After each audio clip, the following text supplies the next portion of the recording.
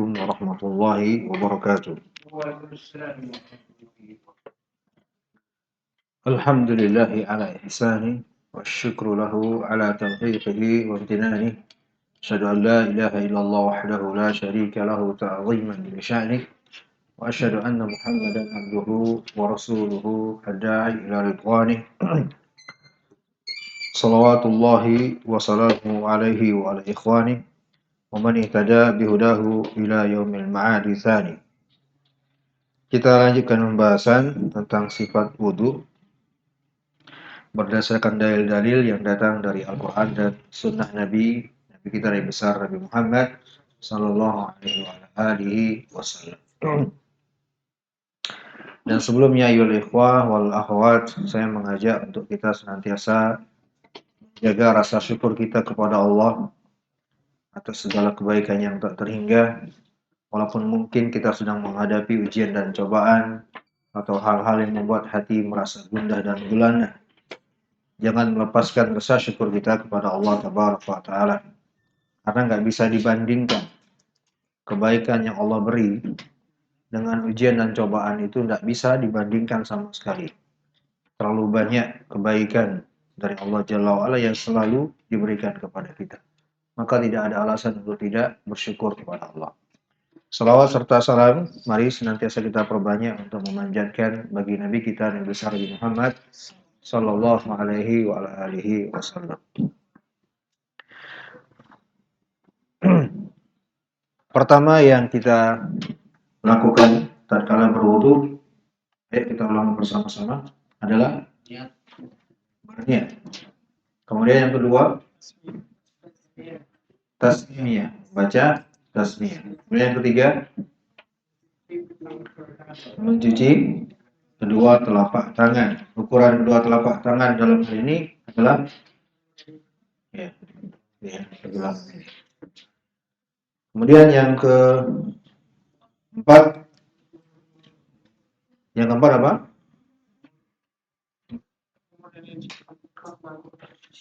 Berkumur-kumur, dan kalau pakai bahasa Indonesia semua. Jangan dicampur berkumur-kumur dan beristinsyak. Ini campur. Kalau kamu pakai bahasa Indonesia, satu pakai bahasa Indonesia semua. Jadi kalau berkumur-kumur dan menghirup air di dalam hidung. Kalau bahasa Arabnya madmadhah dan istinsyak. Baik. Sampai di sana ya. Baik. Dan seingat saya terakhir ada yang bertanya apa hukumnya untuk madmadhah dan istinsyak. Di buku ada itu, ya. Di halaman berapa kalau diterjemah? Nggak ada halaman ya. Baik, itu tuh. Yang di atasnya An-Laqid radhiyallahu anhu. 30 di bawah hadis nomor 30. Kalian lihat itu di bawah. Saya baca Arabnya. Qala muallif wa min hadza yatabayyanu lana anna al-madmadha wal istinshaqa wajibatani. Qala Ibnu Qudamah sahibul Mughni innal madmadata wal istinshaqa wajibatani fi taharah jami'an. Al-ghuslu wal wudu fa inna ghusla al-wajhi wajibun fihima. Hadha al-mashhur fil madhhab. Wa bihi qala Ibnu al-Mubarak wa Ibnu Abi Layla wa Ishaq wa haka an Atha. Kata penulis, berdasarkan dalil-dalil ini telah jelas bahwa berkumur-kumur dan menghirup air ke dalam hidung itu adalah sebuah kewajiban. Hukumnya wajib. Tapi ingat ya, dalam pembahasan wudu, wajib atau bahasa Arabnya fardu, itu yang diinginkan oleh para ulama adalah rukun. Ingat ya, jangan salah paham. Dan saya tekankan di beberapa kali pertemuan. Ini khusus masalah wudu. Istilah para ulama yang membahas masalah wudu dengan wajib itu ternyata rukun. Ini salah satu. Ini salah satu buktinya. Coba kita lihat. Dalam bahasa Arabnya penulis mengatakan wajibatani, wajib. Tapi lihat kalimat setelahnya, kata beliau Imam Ibnu Qudamah, pengarang kitab Al-Mughni, berkata, berkumur-kumur dan menghirup air ke dalam hidung itu keduanya hukumnya wajib dalam bertaharah, apakah mandi besar atau berwudu.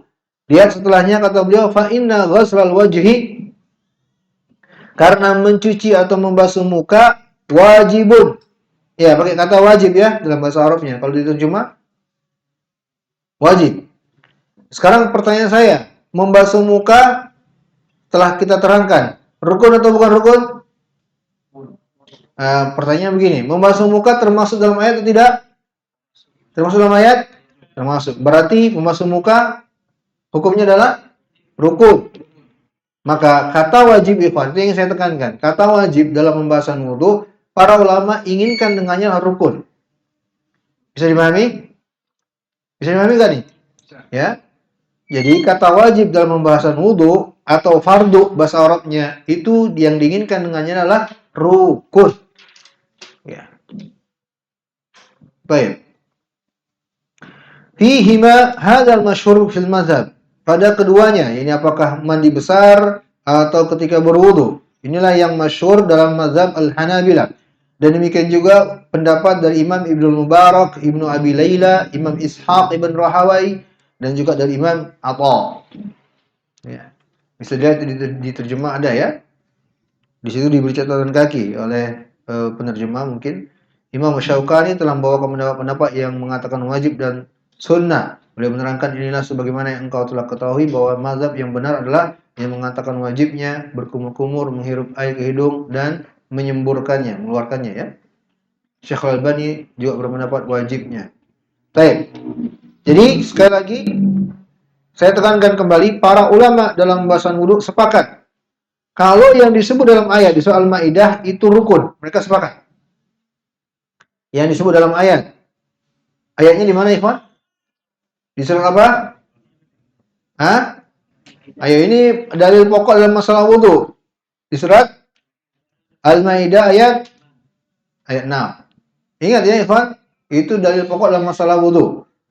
Itu dalil pokok dalam masalah wudu. Kalau membicara dalam masalah wudu, wajib tahu ayat ini. Harus tahu dan hafal. Bunyinya apa? Ya ayyuhalladzina amanu idza kuntum ila sholati faghsilu wujuhakum wa aydiyakum ilal marafiq wamsahu bi ru'usikum wa arjulakum ilal ka'bain. Ini kan Allah terangkan tata cara wudu secara umum sebenarnya, ya. Dan Allah jelaskan dalam ayat ini anggota-anggota wudu. Para ulama sepakat yang Allah sebut dalam ayat ini adalah rukun.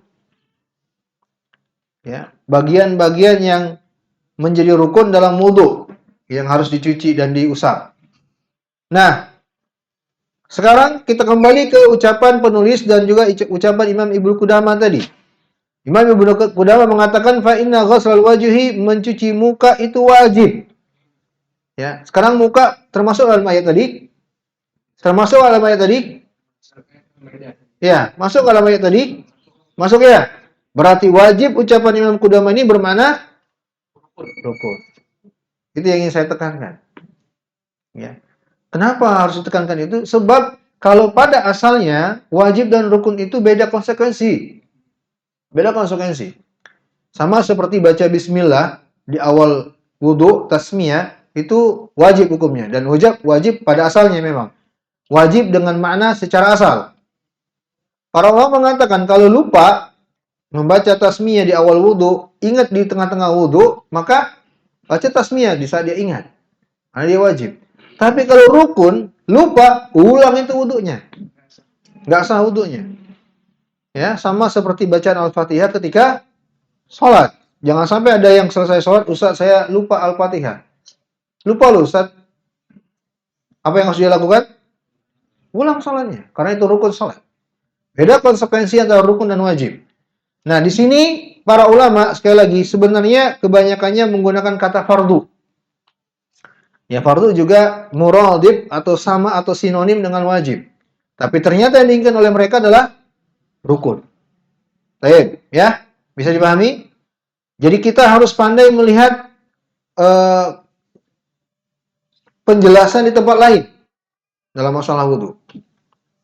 Nggak mungkin dikatakan bahwa membasuh wajah itu wajib dengan makna secara asal. Nggak mungkin. Kenapa disebut dalam ayat? Ya, karena disebut dalam ayat. Dan para ulama sepakat yang disebut dalam ayat adalah rukun dalam wudu. Baik, kita berpindah kata beliau, istinsyaq bil yumna wal istinthar bil yusra. Istinsyaq menghirup air atau menghirup air ke dalam hidung itu dengan kanan dan mengeluarkannya dari hidung itu dengan tangan kiri. Ya, kata beliau an abdi khairin qal nahnu julusun nanzur ila ali hina tawadda'a fa adkhala yadahu hina tawadda'a fa adkhala yadahu al-yumna mala famihi awadmada wastanshaqa wa nathara bi yadihi al-yusra فعل هذا 3 مرات ثم قال من سره أن ينظر إلى طهور رسول الله صلى الله عليه وسلم فهذا طهوره. Kata penulis dari Abdu Khair, ini dalil untuk mengatakan bahwa kita masukkan air ke mulut dan hidung dengan tangan kanan dan mengeluarkannya dengan tangan kiri. Hadis dari Abdu Khair, beliau mengatakan kami melihat Ali berwudu. Ali memasukkan tangannya dengan tangan kanan beliau untuk mengambil air. Beliau masukkan ke dalam mulutnya, lalu beliau berkumur-kumur dan menghirup air tersebut ke dalam hidung. Kemudian natharahu wa nathara bi yadihi al-yusra, mengeluarkannya dengan tangan kiri. Ya, dan kata nathara di sini seperti orang yang buang hingus, ditekan. Ya, beliau melakukan hal tersebut sebanyak 3 kali. Lalu Ali berkata, siapa yang ingin melihat bagaimana cara bersucinya Rasulullah Sallallahu Alaihi Wasallam, inilah cara bersuci beliau. Maka beristinsyak, memasukkan air ke dalam hidung dan juga ke mulut sekaligus, itu dengan tangan kanan. Dan mengeluarkannya dengan tangan kiri. Ya, yang belum biasa, biasakan. Ya, kalau yang udah biasa, alhamdulillah. Kata penulis ini juga oleh Imam Darimi dan Imam Al-Albani dalam ta'liqnya dalam kitab Al-Mishkah mengatakan sanadnya sahih. Selesai tentang istinsyak dan madmadah. Kita berpindah ke langkah wudhu selanjutnya. Ya. Lagi penjelasan mengenai wudhu dalam keadaan saum. Oh ya, ya. Tapi sebenarnya itu nanti di poin belakang itu. Pada permasalahan makruhat. Tapi nggak apa-apa kalau ditanyakan. Untuk istinsyak, khususnya istinsyak, menghirup air ke dalam hidung, dikhususkan keadaannya bagi orang yang berpuasa. Itu ada sih di nomor 24. Ya, di bahasa Arabnya. Kalau dalam terjemahnya apa? Di nomor berapa ini? Nomor 29. Enggak. Enggak. Hah? Sempurnakanlah wudu. Nomor berapa? 29. Ya, nomor 30. Paling atas tuh, dari Laqid radhiyallahu anhu. Nabi bersabda, asbighil wudu'a wa khallil bainal asabi' wa balligh fil istinsyaq illa an takuna sha'iman. Ya. Asbighil wudu'a, sempurnakanlah wudu dan sela-selalah di antara jari jemari ketika berwudu dan bersungguh-sungguhlah ketika beristinsyak kecuali kamu puasa. Ya, kecuali kamu berpuasa. Nah, para ulama menjelaskan 2 kondisi untuk istinsyak. Kondisi bagi orang yang tidak berpuasa, hendaknya ketika beristinsyak bersungguh-sungguh. Bagaimana ukuran bersungguh-sungguh, Ustaz? Jawabannya kata para ulama, dia perkirakan airnya sampai ke pangkal hidung. Dia hirup, perkirakan airnya sampai ke pangkal hidung. Itulah ukuran bersungguh-sungguhnya. Keadaan kedua bagi yang berpuasa, jangan dia hirup air sampai ke pangkal hidung.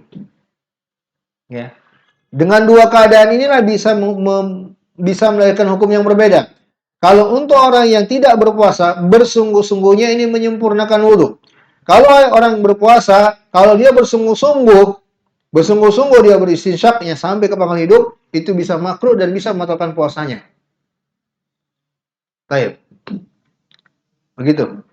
Oke, jelas? Baik. Kita pindah ke poin selanjutnya, kata penulis, ghuslul wajhi wal yadaini ilal mirfaqaini wa takhlilul lihya. Poin selanjutnya adalah mencuci muka dan kedua tangan hingga ke siku dan menyela-nyela jenggot. Bismillah. Jadi ini poin berapa, Ivan? 5. Bukan kena. Hah? Kalau saya tulis 6.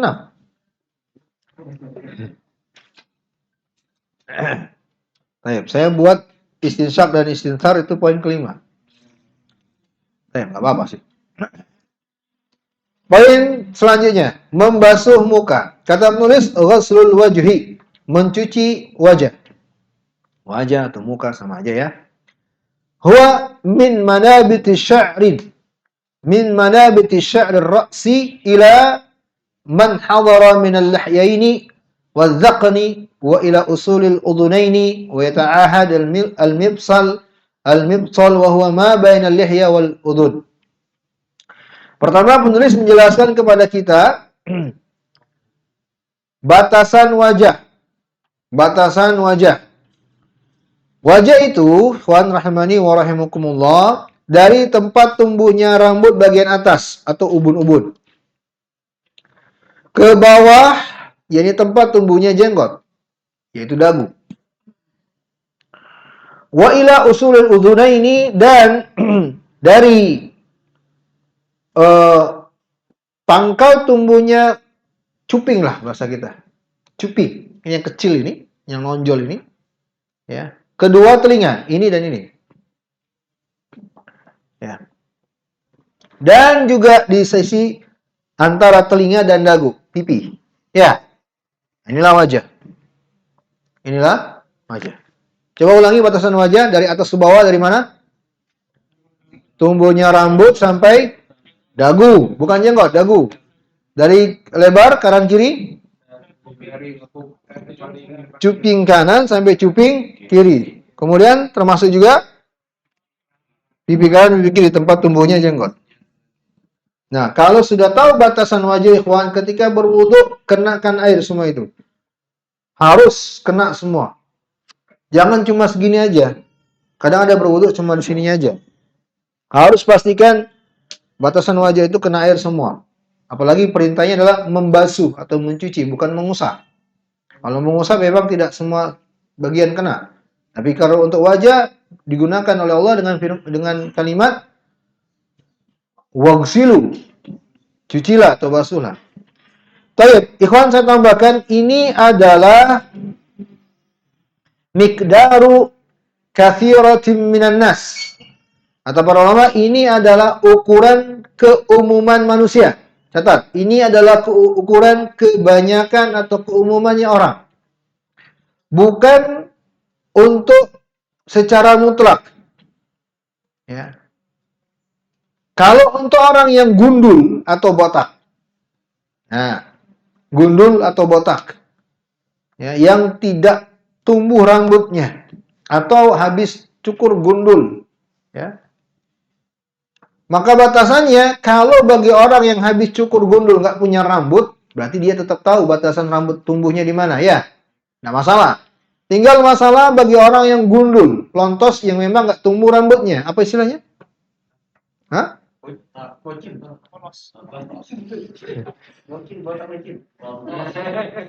Antum macam-macam. Apa? Ada istilahnya nggak itu? Ya, botak yang nggak ada rambutnya, yang rambutnya cuma di sini. Yalah, terserah lah. Nah, yang kedua ini ukurannya apa? Nah, ini perlu diketahui, ikhwan. Dijelaskan para ulama dua ukurannya.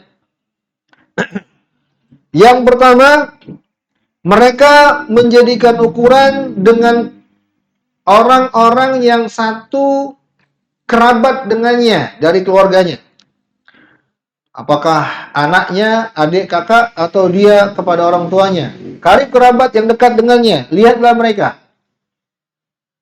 Ya, kalau dia dapatkan ayahnya misalnya, tempat rambutnya seperti itu tumbuhnya, itu yang dia pakai. Bisa dipahami?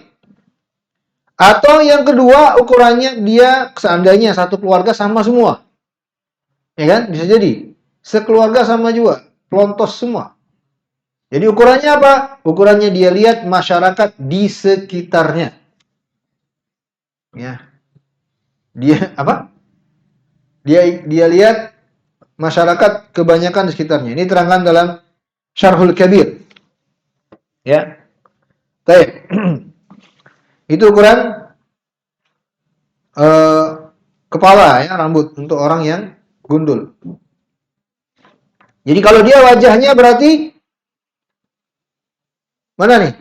Ya tergantung. Ya, tergantung karib kerabatnya tersebut. Bisa jadi rambut tumbuhnya agak menjorok ke dalam, ya, sini atau di mana. Ya, itulah yang dia jadikan ukuran untuk menentukan ubun-ubunnya, ubun-ubun tempat tumbuhnya rambut. Kita kembali ke kitab. Kata beliau, Allah berfirman, "Faghsilu wujuhakum," dan cucilah wajah-wajah kalian. Ayat ini menunjukkan rukunnya mencuci wajah. Penggalan kalimat dalam ayat ini, ya, faghsilu wujuhakum termasuk menunjukkan bahwa mencuci wajah termasuk rukun dalam wudu atau dalam bahasa kebanyakan fuqaha fardu atau wajib wudu. Baik. Kemudian setelah itu kita pindah. Kata beliau, ghuslul yadaini ila mirfaqaini. Ghuslul yadaini ila mirfaqaini. Tapi ya ikhwan, sebelum saya lanjut, ini saya terangkan di saat ini juga, padahal walaupun nanti di akhir insyaallah akan dijelaskan kembali. Bedakan kalimat antara mencuci atau membasuh dengan kalimat mengusap. Mencuci dengan bahasa Arabnya adalah ghuslu. Bisa diterjemah mencuci atau membasuh dengan kalimat atau dengan kata mengusap, yaitu diungkap bahasa Arab dengan masaha, wamsahu, al-mashu. Dua kata ini, al-ghuslu dan al-mashu, memiliki konsekuensi yang berbeda. Al-ghuslu, apa tadi artinya? Mencuci atau membasuh. Yang kedua apa? Al-mashu. Apa artinya? Mengusap. Kalau yang pertama, Imam Ibnu Abdul Bar rahimahullah mengatakan harus dengan ada menggosok-gosoknya. Untuk mewujudkan al-ghusl harus ada menggosok-gosoknya. Bisa dipahami? Untuk mewujudkan al-ghusl harus ada menggosok-gosok. Adapun untuk yang kedua, al-mashu, tidak perlu menggosok-gosok. Cukup dilewatkan saja dan tidak diharuskan kena seluruh bagian. Itu untuk al-mashu. Sebagaimana kalau dalam kalimat si fulan mengusap Ka'bah. Si fulan mengusap Ka'bah. Apakah maknanya dia mengusap semua bagian Ka'bah? Tidak kan? Ya, tapi dipahami itu? Dipahami ya? Dia menyenggol sedikit pun bisa dikatakan dia telah mengusap Ka'bah. Ya. Nah, nanti antum saya minta ya sambil jalan kita perhatikan dan dipilah-pilih mana-mana anggota wudu yang Allah sebut dengan al-ghuslu, dan mana-mana anggota wudu yang menggunakan kata al-mashu. Bisa dipahami? Ya, walaupun secara ringkasnya cuma satu anggota wudu yang Allah sebut dengan al-mashu. Apa itu? Apa itu? Hah? Kepala atau rambut. Ya, cuma itu aja. Kaki masa al-mashu. Masuk dengan al-ghusl. Nah, sekarang kita kembali ke pembahasan. Wajah Allah sebut dengan kata mana? Al-ghusl atau al-mashu? Hah? Al-ghuslu. Berarti konsekuensinya ketika berwudu sampai ke bagian wajah, bagaimana teknisnya? Hah? Kok diusap? Hah? Digosok-gosok. Ya, harus dengan ada gerakan. Kalau dalam bahasa Arabnya harus dengan al-dalk, kata Imam Ibn Al-Bar. Harus ada al-dalk, gerakan. Nggak bisa hanya mengalirkan aja. Nggak bisa. Apa-apaan lagi. Ya, nggak bisa hanya cebar-cebur atau cuma melewatkan air, mengalirkan air, nggak bisa. Harus ada al-dalk. Al-dalk itu adalah menggosok-gosok. Ya, sama seandainya kalian ini ya disuruh nyuci piring oleh istri kalian. Piringnya kotor. Nyalakan keran. Ser, sudah selesai. Dilewatin aja piringnya, ser. Saya tanya nih, kita mencuci piring itu pakai al-ghusl atau al-mashu? Hah? Al-ghusl tentunya. Kalau al-mashu gimana al-mashu? Syarat doang katanya. Apa kata istri antum kira-kira? Hah? Enggak diterima cuciannya ya.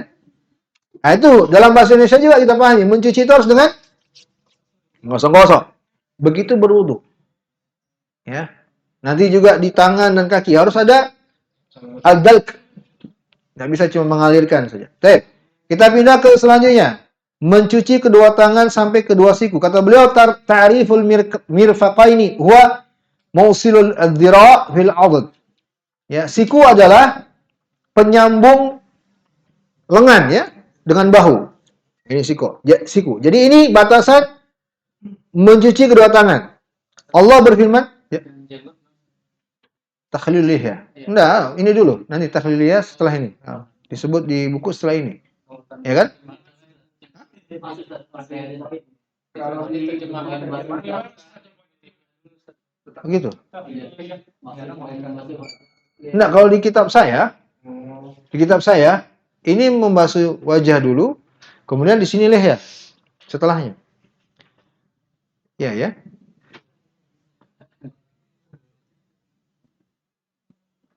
Dia lompatkan ini. Kalau diterjemah ada. Ya, lihya dulu, jenggot dulu. Ya, masuk poin kanan. Makanya saya perhatikan kembali, ini udah berapa kali saya pelajari. Halamannya pun nggak salah. Ini halaman 6, ini halaman 7. Ini nomor 24, ini nomor 25. Taib, memang bagusnya lihya dulu. Karena termasuk poin yang ke-6 tadi ya. Mencuci wajah tadi. Ya. Taib. Ya, kita kembali ke pembahasan ke lihya dulu ya, ke jenggot dulu. Menyela-nyela jenggot. Ya, menyela-nyela jenggot setelah mencuci wajah. Ya, setelah mencuci wajah selanjutnya adalah menyela-nyela jenggot. Dari Utsman radhiyallahu anhu kata beliau bahwa Nabi SAW kana yukhallilu lihyatahu, menyela-nyela jenggotnya. Hadis ini dari Imam Tirmidzi dan beliau berkata hasan lagi sahih. Dan juga dari Anas bahwa Nabi SAW kana idza tawadda'a akhadha kaffan mimma fa adkhalahu tahta hanakihi fatakhallala bihi lihyatahu wa qala hakadha amarani rabbi azza wa jalla. Nabi ketika berwudu mengambil satu cidukan air, kemudian memasukkan air tersebut ke bawah leher beliau. Kemudian dengannya beliau menyela-nyela jenggot, lalu beliau bersabda, inilah perintah dari Rabbku azza wa jalla. Hadis ini dari Imam Abu Dawud, Imam Al-Baihaqi, dan Syekh Al-Albani berkata hadis ini sahih. Dari ikhwan rahimani wa rahimakumullah, terkait dengan menyela-nyela jenggot ada dua pendapat di tengah para ulama. Ada yang mengatakan wajib dan ada yang mengatakan sunnah muakkadahnya. Ya. Sunnah muakkadahnya. Sebagian ulama mengatakan hukumnya adalah wajib. Apabila ditinggalkan dengan sengaja maka dia ulangi salatnya. Berarti wudunya enggak sah. Inilah pendapat Ishaq ibn Rahawai, Imam Abu Thawr ya tentang hukum wajib ini. Ya, kira-kira terbayang nggak apa alasan mereka mengatakan hukumnya wajib menyela-nyela jenggot? Hah? Termasuk wajah.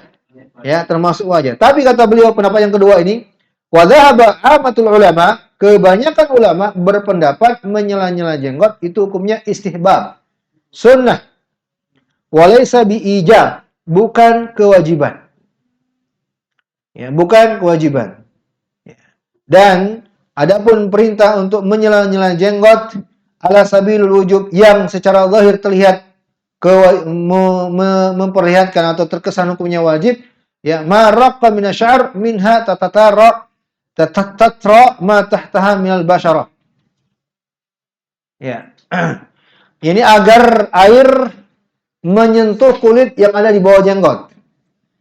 Wa dhahaba Imam Ahmad, dan pendapat Imam Ahmad wal Laits bin Sa'ad, ini salah seorang ulama besar ahli fikih. Dan kebanyakan para ulama ya menyela-nyela jenggot mengatakan bahwa hukumnya wajib. Inilah fi ghusl janab, di saat mandi junub, tapi tidak wajib ketika wudu. Berarti ada tiga pendapat ya. Ada tiga pendapat. Pendapat yang pertama mengatakan wajibnya, pendapat yang kedua sunnahnya, pendapat yang ketiga dipisah. Kalau mandi wajib hukumnya wajib, kalau wudu sunnah. Yang rajih ikhwan, wallahu taala alam bisawab, adalah penjelasan Imam Ibnu Qayyim rahimahullahu taala dalam Zadul Ma'ad mengatakan bahwa tahlilul lihya, menyela-nyela jenggot itu hukumnya sunnah, bukan wajib. Kenapa? Karena Nabi sallallahu alaihi wasallam yaf'aluhu ahyanan wa lam yuwadhibu alaihi. Nah, ternyata ada sebuah riwayat yang menunjukkan bahwa Nabi sallallahu alaihi wasallam kadang melakukannya dan beliau tidak senantiasa melakukannya. Ya. Adapun kalimat dalam hadis, demikianlah perintah Rabbku, tadi hadis sudah kita baca, ini menunjukkan bahwa sunnah muakkadanya khususnya bagi yang memiliki jenggot yang lebat. Sekarang ukurannya jenggot yang lebat itu bagaimana, Ustaz? Nah, ukurannya adalah kita harus tahu jenggot yang tidak lebat. Ya. Sebab kalau tahu ukuran jenggot yang khafif, dalam bahasa Arabnya disebut oleh para ulama al-lihyatul khafifah. Kalau kita tahu ukuran jenggot yang tidak lebat, maka kita akan tahu jenggot yang lebat. Bisa dipahami? Jadi yang penting bagaimana yang teranggap jenggot yang lebat, yang tidak lebat, sehingga dianjurkan untuk menyela-nyela jenggot. Menyela-nyela jenggot. Kata para ulama dalam kitab Syarh Zadul Musta'ni, ya, jenggot yang tidak lebat yang dianjurkan untuk menyela-nyelanya ketika wudhu adalah yang seseorang punya jenggot dan kulit dagunya terlihat. Dia punya jenggot tapi kulit dagunya terlihat. Ini jenggot al-lihyatul khafifah. Jenggot yang ringan, tidak lebat. Berarti kalau jenggot seseorang yang menutup kulit dagunya termasuk jenggot lebat. Bisa dipahami? Sebenarnya masalahnya, ikhwan, adalah dagu, bukan jenggotnya. Sebab jenggot itu kan rambutnya. Bisa dipahami? Sebenarnya masalahnya adalah dagunya. Makanya ada cara menyela-nyela jenggot. Nabi sebutkan. Tuh lihat di hadisnya. Hadis kalau di kitab saya nomor 28. Ya, kaifiyah tahlilul lihya, menyela-nyela jenggot. Ya, itu di hadis Anas. Di hadis Anas Nabi jelaskan di situ bahwa beliau mengambil secidukan air, lalu beliau menyela-nyela jenggotnya dengan jari jemarinya dari belakang seperti menyisir rambut. Sebenarnya intinya adalah supaya memastikan air kena dagu. Itu yang paling penting. Sebab kalau yang dibahas ini jenggotnya, maka mestinya juga ada pembahasan basah jenggot sampai ujung. Beda-beda orang. Ya kan? Jenggot kan panjang-panjang. Kalau ada yang sampai bawah, harus basah semua itu. Tapi kan tidak. Sama persis pembahasannya dengan mengusap kepala. Bukan mengusap rambut. Bisa dipahami? Mengusap kepala. Tidak ada mengusap rambut dalam bahasan wudu secara tersendiri, enggak. Ya. Tapi mengusap kepala. Mengusap kepala itu dari mana? Tempat tumbuhnya rambut sampai tengkuk. Ya. Ini. Bukan mengusap rambut. Kalau mengusap rambut, niscaya pembahasannya adalah dari tempatnya rambut sampai ujung rambut. Bisa dipahami? Sekarang ujungnya rambut beda-beda. Apalagi perempuan. Masyaqqah. Akan mempersulit. Dan itu dijauhkan dari syariat. Jadi demikian juga masalah lihya ini. Makanya Imam Ibnu Qayyim rahimahullah ta'ala mengatakan sunnahnya. Sebab kita tadi sudah bahas batasan wajah. Dari atas ke bawah dari mana tadi? Atas ke bawah dari mana ke mana? Tumbuhnya rambut sampai dagu. Nah ini sudah tahu kita. Pokoknya dagu harus kena. Ya, bisa dipahami? Hanya caranya saja. Masuklah ke pembahasan tahlil lihya. Bagaimana Nabi menyela-nyela jenggotnya. Jadi bukan ketika berwudu jenggotnya dikumpulkan, dibasahi semuanya. Enggak, bukan itu. Bukan begitu caranya. Bukan membasahi jenggot. Tapi dagunya. Makanya beliau begini, dari belakang. Soalnya kalau di belakang, nih saya akan memudahkan air mengenai dagu. Kalau dari depan kan sudah dari wajah nih. Ya kan? Kita tadi pertamakan wajah dulu. Dari sini. Jelas sudah kena sini ya. Tinggal dari belakang. Memastikan kena air dagu bagian belakang. Bisa dipahami? Ya. Bukan mengusap jenggot secara tersendiri. Kalau jenggot tersendiri, nih saya semuanya harus basah. Saya nggak hanya jenggot nih. Gayanya aja begini-begini. Ya. Jadi gitu. Jadi maksudnya Enggak, lain. Antum gimana? maksudnya 3 kali langsung bisa. Enggak, kalau cara Nabi, beliau mengambil air tersendiri. Kalau lebat gitu maksudnya. Ya, Kalau lebat gitu. ya. Kalau tidak lebat. Ya kalau kayak saya nggak pernah begini. Saya anggap termasuk yang tipis jenggotnya. Saya nggak pernah. Nggak perlu. Saya dari sini aja udah kena dagu. Kalau lebat mesti terpisah dari ini gitu. Bukan mesti terpisah. Ya, karena hukumnya sunnah, sebagaimana Imam Ibnu Qayyim, caranya begitu. Sekali. Ya sekira dia pastikan semua dagunya kena. Ya. Maksudnya hitungannya 3 kali itu sama kayak pembasuhan. Enggak, kalau leher itu nggak ada hitungannya. Kalau menyela-nyela tuh nggak ada hitungannya. Sama menyela jari jemari, menyela jenggot, tahlil itu nggak ada hitungan. Tahlil itu menggosok-gosok. Bagaimana antum menghitungnya? 1, 2, 3, 4, 5, 6. Ya. Selesai ya? Menyela jenggot. Kita masuk ke tangan ya. Selesai ya? Sesuai nggak urutannya? Dagu tuh ini yang menonjol ini kan? Iya. Tapi kan kalau jenggot, tumbuhnya kan dari depan. Siapa yang jenggot? Nah, kayak Samsi itu. Kan dari sini tuh. Ini bagian dagu, dia ketutup tuh. Ini, yang menonjol ini. Iya, bukan. Ini leher sudah. Makanya dalam penyembelihan kurban, an-nahar. Disebut an-nahar untuk apa? Untuk hewan sapi dan kambing. Ya. An-nahar itu leher bagian atas dekat kepala. Berarti kalau yang dekat kepala ini leher. Dagu itu yang ini. Yang nonjol. Ya, kenapa perlu menyela-nyela dari sini? Karena tertutup. Dari depan nggak kena. Bisa dipahami? Bukan leher di sini ya. Bukan yang dibahas di sini leher, tapi dagu. Jadi di sini nih, yang nonjol ini bagian sini. Ya khusus bagi yang lebat jenggotnya. Di sini dikit. Antum termasuk tipis itu karena ini depan kita. Halus nih. Jauh-jauh saya nyari depan saya. Dia lebat. Jelas. Nah, beliau wajah itu harus dipastikan kena air ya, tempat jenggot. Itu karena ini ukuran wajah antum ketutup itu. Iya, jambang, Dia di sela-sela. Sela-sela sekali lagi tidak ada hitungan. Antum ukurannya kenakan air aja. Ya, pastikan air kena. Baik, selesai ya. Kita pindah kembali ke tadi yang telah kita sebut, mencuci kedua tangan. Ya. Baik. Allah Subhanahu wa taala berfirman, "Wa aydiyakum ilal marafiq." Dan cucilah kedua tangan kalian sampai ke siku. Ayat ini juga menunjukkan bahwa mencuci tangan termasuk apa, Ikhwan? Rukun. Kenapa rukun? Disebut dalam ayat. Itu dia jawabannya. Gampang ya? Jadi kalian sudah bisa nih menjelaskan secara sederhana yang rukun-rukun dalam wudu itu, jawab aja yang ada dalam ayat. An-Himran dari Himran Ibn Aban dari Utsman, beliau minta diambilkan air wudu, maka beliau menyebutkan tentang cara wudunya Nabi SAW, dan Himran berkata bahwa Utsman kemudian mencuci kedua tangannya sampai kedua sikunya 3 kali, ya, kemudian sebelah kiri seperti itu juga. Hadis ini muttafaq alaih, Bukhari dan Muslim.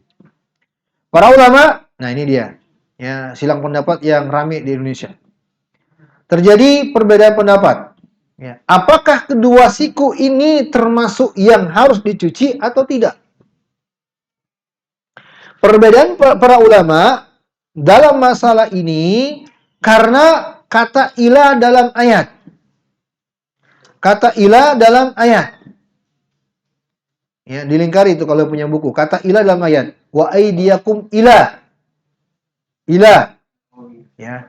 Kata ila inilah yang menjadi masalah bagi para ulama, ya, bagi para ulama yang berbeda pendapat. Bukan ayatnya masalah sama sekali, enggak. Bagi para ulama sehingga mempermasalahkan apakah siku ini termasuk yang harus cuci atau tidak.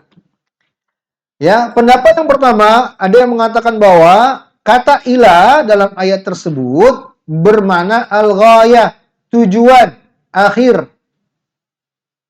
Ya, lam tapi tidak termasuk yang dicuci. Sehingga siku tidak perlu dicuci. Ya. Mereka berdalilkan dengan ayat yang lain. Allah berfirman menggunakan kata ila dengan mana ini. Summa atimmus siyama ilal lail. Kemudian sempurnakanlah puasa ila. Pakai ila ya. Al-lail sampai malam. Sekarang kita puasa sampai malam atau sampai sore? Hah? Sampai malam enggak? Enggak kan ya? Lalu kalau begitu ila dalam ayat ini bermana apa? Bermana batasan. Malam masuk tidak? Tidak masuk. Maka kata para ulama kalau begitu siku enggak masuk. Bisa dipahami nih? Ya.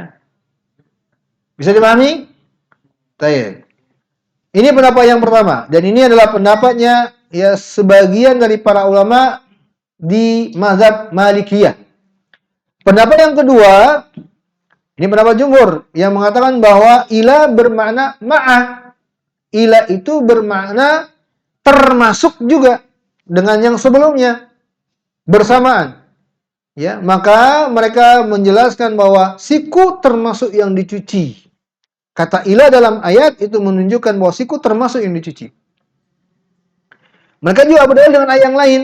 Allah berfirman, "Wa yazidukum quwwatan ila quwwatikum." Allah menambah kekuatan kepada, pakai kata ila juga, kepada kekuatan untuk kalian yang lainnya. Kekuatan yang bertambah satu dengan yang lainnya itu ada pemisah enggak? Enggak kan? Kekuatan bertambah kekuatan ini kan langsung. Ya, satu menyatu gitu loh. Satu kesatuan. Maka kata ila bermakna termasuk. Ya. Makanya jangan heran ikhwan, kalau ada orang Indonesia menyuci tangan cuma sebatas sini aja. Ada kan? Ada. Ya. Baik, yang benar adalah siku termasuk yang dicuci. Ya, dari perbedaan pendapat tadi ikhwan, ya, jelas bisa dipastikan pendapat yang kedua lah yang benar. Kenapa? Karena hadis setelahnya, lihat di buku, hadis setelahnya lah yang menjadi pemisah ya untuk perbedaan pendapat ini. Disebut oleh penulis, ya. Wal faslu fi hadza, ya, yang menjadi pemutus perbedaan pendapat ini adalah hadis Nuaim Ibn Mujmir. Beliau berkata, aku melihat Abu Hurairah radhiyallahu taala berwudu, maka beliau mencuci wajahnya, menyempurnakan wudunya, lalu mencuci kedua tangannya sampai masuk ke ini. Apa ini? Bahu. Di lengan atas ya. Ya. Sambil lengan sini. Berarti lewat siku. Ya. Wa fi akhiril hadits, di dalam akhir hadits Abu Hurairah berkata, demikianlah aku melihat Rasulullah sallallahu alaihi wasallam berwudu.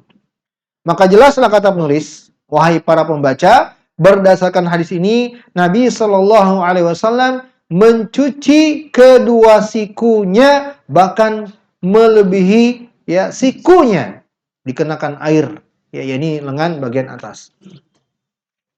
Dan juga hadis Jabir radhiyallahu anhu bahwa Nabi sallallahu alaihi wasallam apabila berwudu adarul ma ala mirfaqaihi. Kata beliau, Nabi itu kalau berwudu beliau adara itu membolak-balikkan. Nah, ini juga isyarat bahwa ketika untuk kata mencuci harus ada gosok-gosok. Beliau membolak-balikkan air di sikunya. Hadis ini diriwayatkan oleh Imam Ad-Darqutni ya dan selainnya. Dan juga hadis Humran ibn Aban dari Utsman yang minta diambilkan air wudu, lalu beliau menjelaskan bagaimana cara wudunya Nabi sallallahu alaihi wasallam, dan Humran berkata Utsman mencuci wajahnya 3 kali ya dan seterusnya. Baik, adarul ma ya dulu ala kalimat adarul ma yang membalik-balikkan air itu menunjukkan bahwa mencuci dari awalnya dari min awalil mirfaq ilal muntaha. Ya, dari siku sampai selesainya. Baik. Jadi yang benar adalah siku termasuk yang dicuci ketika mencuci tangan tatkala berwudu. Ini yang pertama. Faedah yang kedua terkait dengan mencuci tangan ikhwan, berdasarkan hal ini juga. Berdasarkan kata ila tadi. Ila tadi apa artinya? Ila apa artinya? Kalau sederhananya ke. Aku pergi ke masjid. Bahasa Arabnya gimana? Zahabtu ilal masjid. Aku pergi ke masjid. Ila bermakna ke. Makna yang diinginkan di sini adalah ada asal dan tujuan. Ya. Asalnya di mana?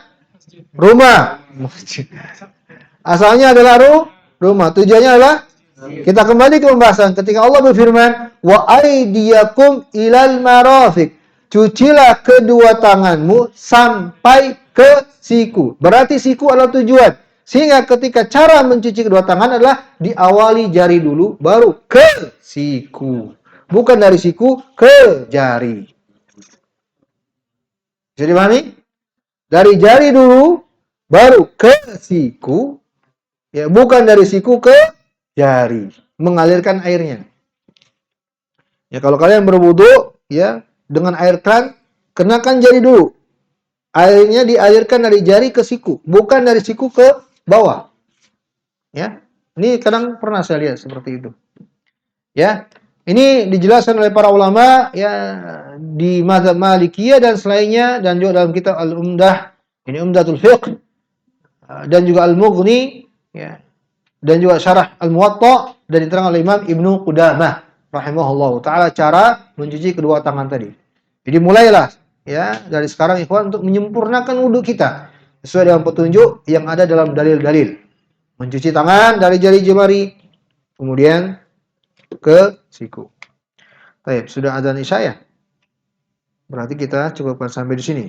Selesai mencuci kedua tangan, selanjutnya kita masuk ke mengusap kepala. Ya. Mengusap kepala. Dan mengusap kepala ini ada pembahasan terkait dengan wanita yang pakai khimar atau jilbab. Karena ada pembahasan juga terkait dengan mengusap imamah. Insya Allah akan kita bahas di pertemuan yang akan datang. Ada pertanyaan?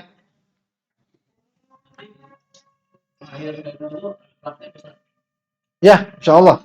Bang Udin yang praktek.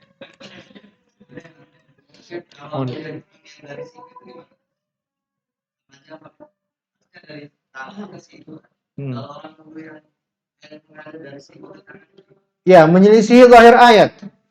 Kita katakan menyelisihi zahir ayat. Menyelisihi zahir ayat. Kita tidak mengatakan batal wudunya, tidak. Ya, karena para ulama tidak mengatakan sampai sejauh itu. Tidak dikatakan sampai membatalkan wudunya. Tapi kita katakan menyelisihi zahir ayat. Tentunya semakin sempurna, semakin dekat, dan semakin sesuai dengan dalil itu yang terbaik. Ya tidak? Ya, tapi penyelisihan seorang terhadap dalil itu beda-beda memang. Dalam masalah ini misalnya, saya belum dapat penjelasan para ulama kalau ada yang mencuci tangannya mulai siku lalu ke jarinya membatalkan wudunya, tidak. Karena memang pada asalnya poin yang diinginkan dalam mencuci kedua tangan itu adalah mencuci tangannya, bukan kaifiyahnya. Ya, mencuci tangannya. Jadi wallahu alam, ya saya nggak dapat penjelasan para ulama yang mengatakan bahwa membatalkan wudu kalau tidak sesuai dengan dari jari ke siku. Wallahu a'lam. Ya.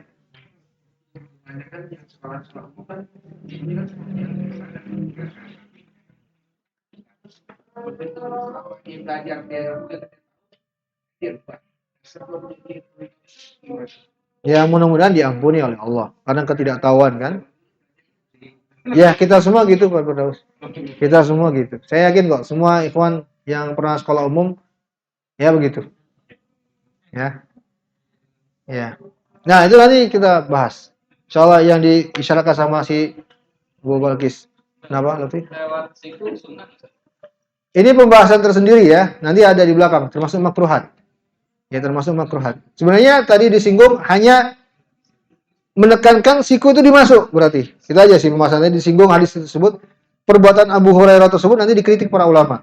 Bahwa Abu Hurairah ketika mencuci kedua tangannya beliau selalu sampai lengan bagian atas. Itu dikritik oleh para sahabat dan juga para ulama, ya.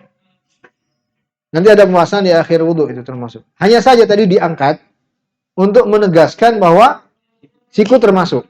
Itu. Siku termasuk. Sebab